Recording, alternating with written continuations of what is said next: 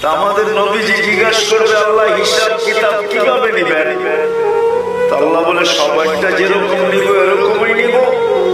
তা আমাদের নবীজি বলবে যদি সবার সামনে আমার উম্মতের হিসাব কিতাব নেন তাহলে তো আমি তো লজ্জিত হয়ে যাব, কেন আমার উম্মত তো দুনিয়াতে গুনাহ করছে, আমি তো লজ্জায় পড়ে যাব।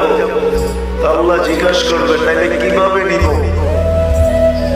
তো নবীজি বলবেন যে আমাকে নিতে দেন, আমি আলাদা ভাবে নেই।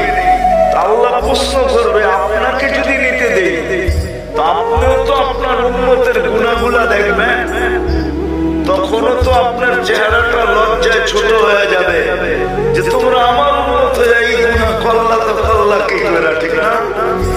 সত্য তো? আল্লাহ জবাব দিবে বন্ধু ওয়াদা আপনার চেহারা আমি লজ্জিত করব।